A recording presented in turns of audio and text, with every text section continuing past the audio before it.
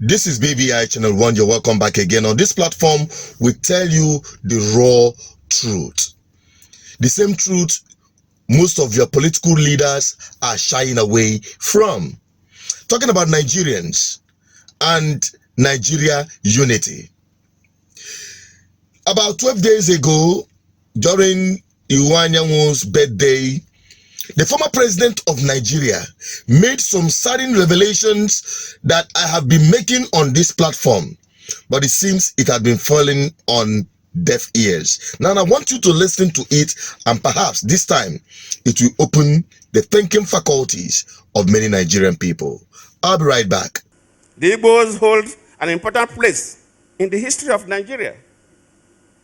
They have made enormous contributions to the progress of our country, primarily through trade and investment. They are known to be excellent industrialists. They are entrepreneurs, and they are scholars. I remember when we were in school then, if you are good in mathematics, your peer will be calling you Chikobi.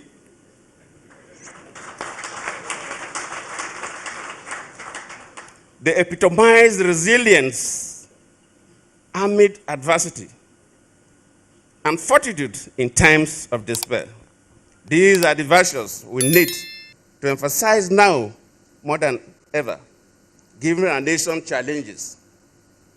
Looking at our political evolution from amalgamation to the independence struggles, the First Republic, military adventurism, and now we are talking about the Fourth Republic. The quest for Nigeria's unity has been a dominant topic in our political history and political discourse. To achieve this, all stakeholders must work in unity of purpose to achieve this dream. In fact, when I received the invitation to be here to chair this occasion, and I looked at the topic, Igbo quest for Nigeria's unity, these are things that agitate my mind. I started thinking about how we've been having this conversation about the unity of Nigeria. And I reflect back at some of the prominent statements made by some of our founding leaders. And I feel that probably this will help us to have a conversation on the Nigerian unity. I just brought four, not to bore you.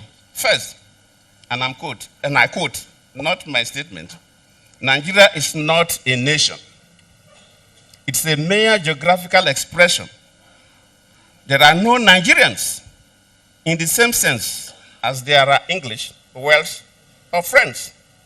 The word Nigerian is merely a distinctive appellation to distinguish those who live within the boundaries of Nigeria from those who do not. This is accredited to Chief Obafemi Awolowo, the former Prime Minister of the Western region.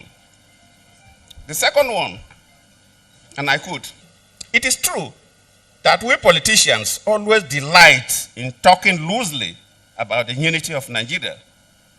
60 years ago, there was no country called Nigeria.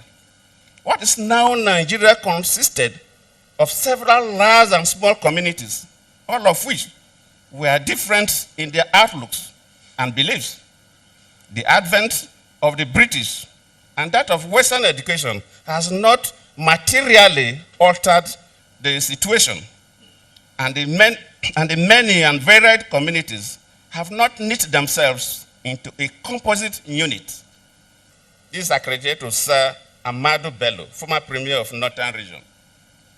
The third, and I quote, since 1914, the British government has been trying to make Nigeria into one country. But the Nigerian people themselves are historically different in their backgrounds, in their religious beliefs and customs, and do not show themselves any sign of willingness to unite. The Nigerian unity is only a British intention for the country. This is was said by Sir Abubakar Tafawa Balewa, the former Prime Minister. The fourth and the last, let me not bore you. And I quote, each of our three regions is vastly different in many respects, but each has this in common. that despite variety of languages and customs or differences in climate, all form part of one country which has existed as a political and social entity for 50 years. That is why we believe that the political union of Nigeria is destined to be perpetual and indestructible. This is accredited to Dr. Nnamdi Azikiwe, former president of Nigeria.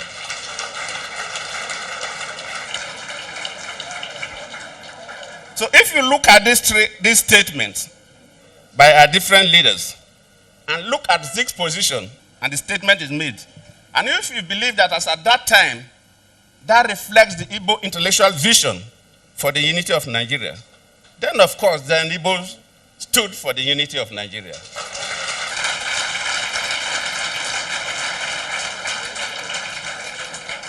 You heard him made a clear statement on the unity of Nigeria and the Nigerian question with respect to its unity. To start with, the unity of this country had always been fostered on Nigerian people, like you have heard him, the wish of the British colonial masters.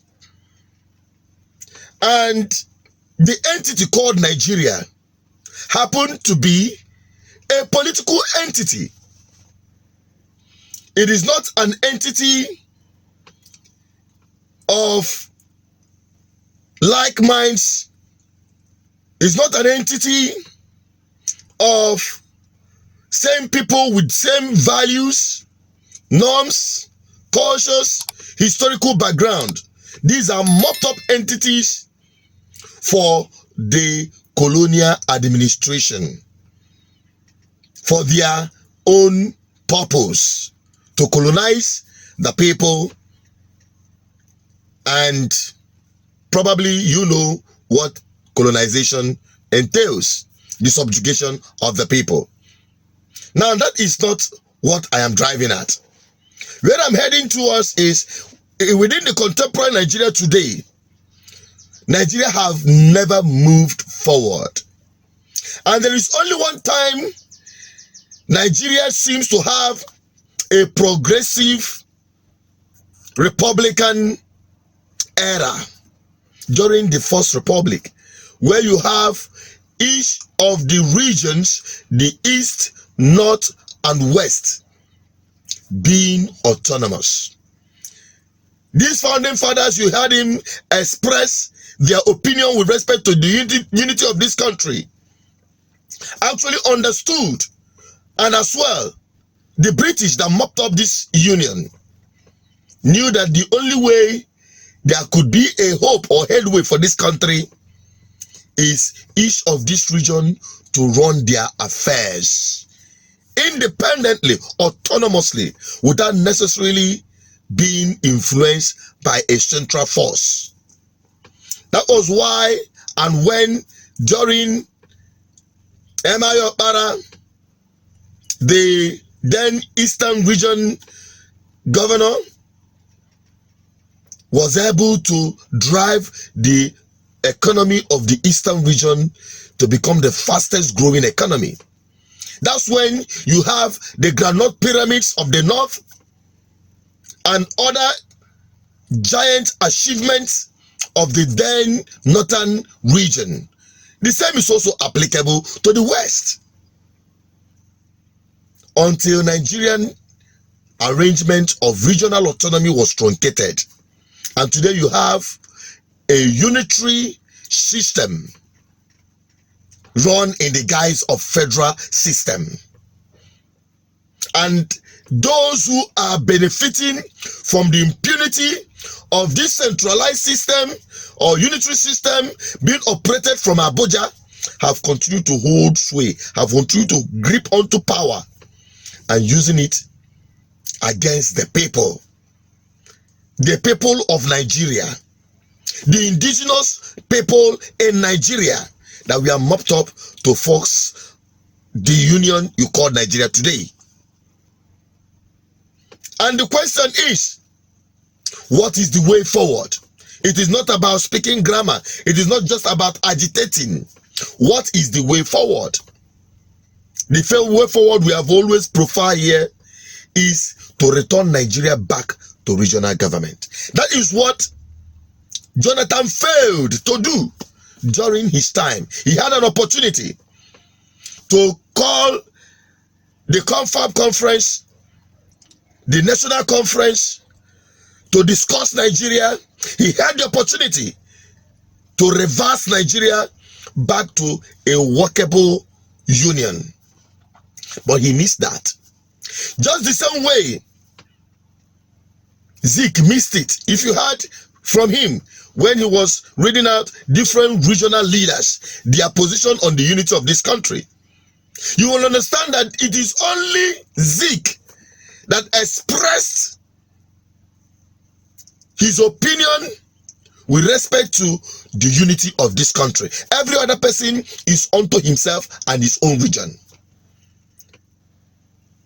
And I can tell you, it didn't end in Zeke, because so many people have accused Zeke. You are the one that put us in a mess because of your one Nigerian mentality.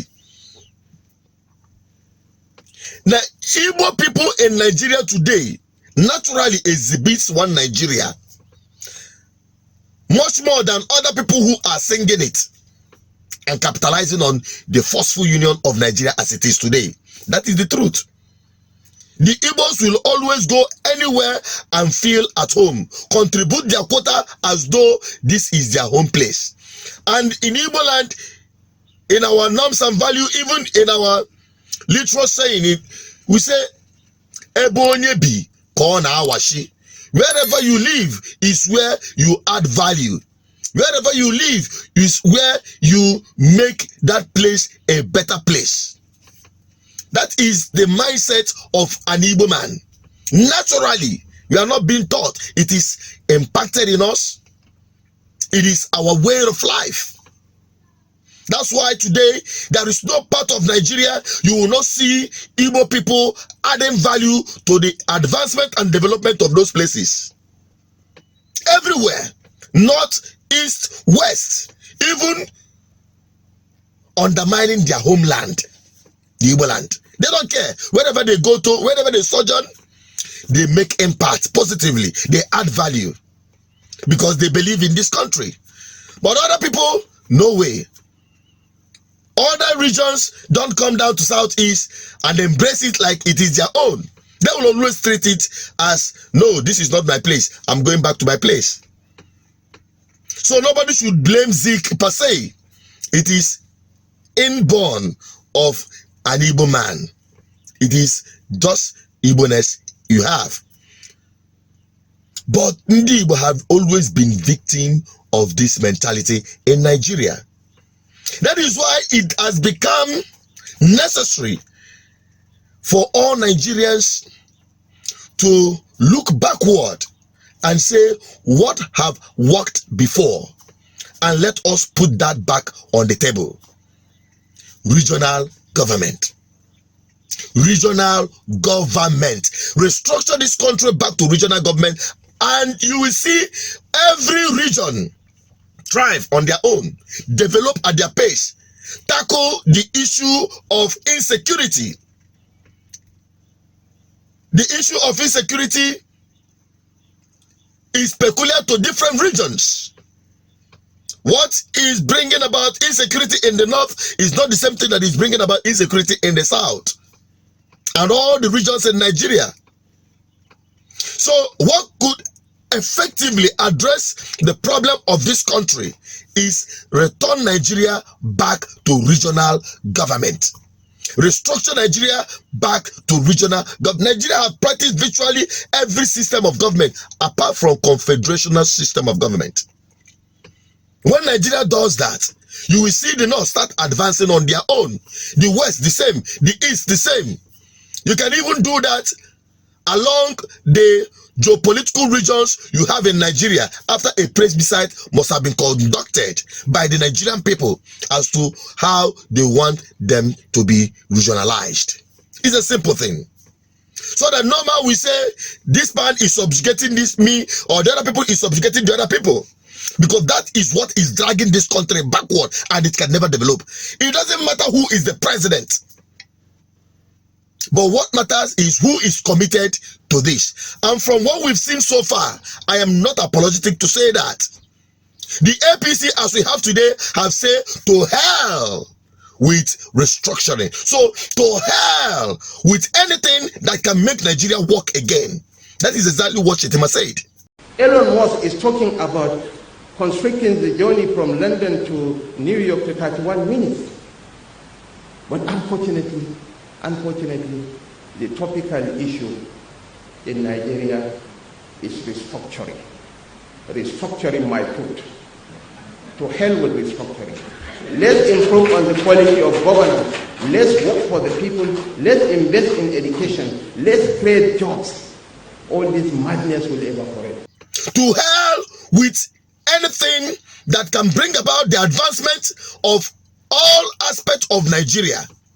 Because I can tell you, the only beneficiaries of this unworkable unitary system you have in Nigeria, the politics of Abuja, are only the corrupt politicians.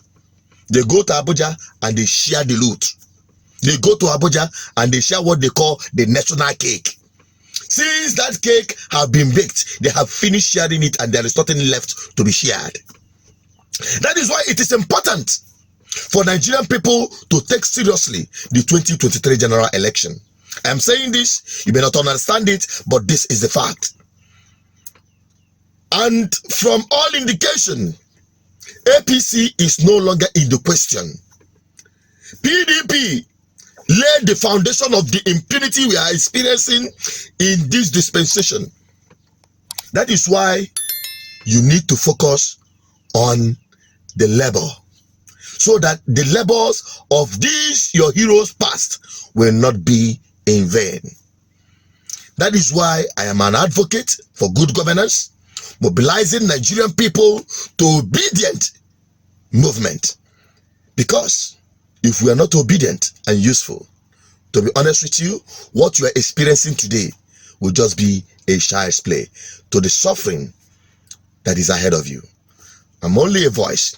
Join me tonight as we continue the live broadcast. Let us deliberate on the one Nigerian unitary system, the question of unity of this country, and the agitation for self-determination on matters arising tonight on BVI Channel 1. Don't miss it. Mark your time and be there. That is where your voice will be heard. The world is listening and all Nigerians are coming together to air their views undiluted. That is our commitment in BVI Channel 1. It is important you also subscribe on BVI Channel 1 Plus so that you don't miss anything. The full detailed address of where you heard Jonathan speak will be published on BVI Channel 1 Plus. Go there and listen to everything you need to hear. Bye-bye for now.